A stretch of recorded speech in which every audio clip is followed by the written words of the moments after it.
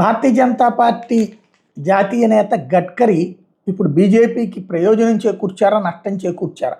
ఆయన చెప్పిన మాట అయితే చాలా మంచి మాట. ఏదైతే ఏటా 1400 టీఎంసీల గోదావరి నీళ్లు సముద్రంలోకి వృధాగా వెళ్తుంది, అయినా నీటి కోసం గొడవలు జరుగుతున్నాయి. జలజగడాల పరిష్కారానికి ముఖ్యమంత్రిని ఆహ్వానించాను, సమస్య పరిష్కారం కాకుండా తలుపులు తెరవనని చెప్పాను. ఇలా దేశవ్యాప్తంగా వివిధ రాష్ట్రాల మధ్య 14 గొడవలు పరిష్కరించాను. గోదావరి నుంచి సముద్రంలోకి నీరు వృధాగా పోతుంటే ఛత్తీస్గఢ్ ఒరిస్సా ముఖ్యమంత్రులు పిలిచి మాట్లాడాను. వృధాగా పోవడం మీకు ఇష్టమా అని అడిగాను, ఎందుకు గొడవలని చెప్పా. ఇది గడ్కరీ చెప్పినటువంటి మాట. ఇది చాలా జెన్యూన్ మాట. నేను 1,00,000 సార్లు చెప్పేది అదే. నీ దగ్గర నువ్వు కాళేశ్వరం నీ ప్రాజెక్టులన్నిటికీ పోను, ఇక్కడ వాడుకుంటున్నావు.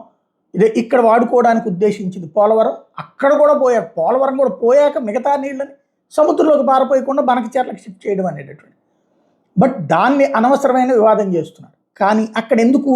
దీంట్లో ఏ ప్రయోజనం కాదు. అక్కడ వాళ్ళు తెలివైనటువంటి వాళ్ళు, తెలంగాణ నాయకులు ఏం పిచ్చోళ్ళు అయ్యి చేయట్లేదు ఆ పని.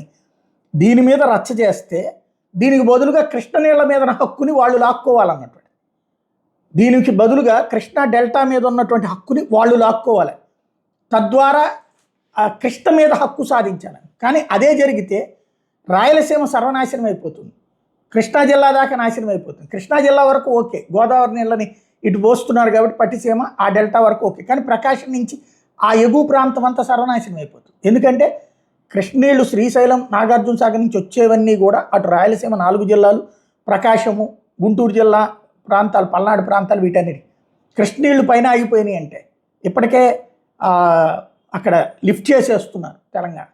అది కనుక కంటిన్యూ అయితే ప్రమాదం అవుతుంది. వాళ్ళు వేస్తున్న ఎత్తుగడిది కాబట్టి జలజగడం సృష్టిస్తున్నారు. దీని వెనకాల ఉన్న అసలు ఉద్దేశం అర్థం చేసుకోగలగాలి.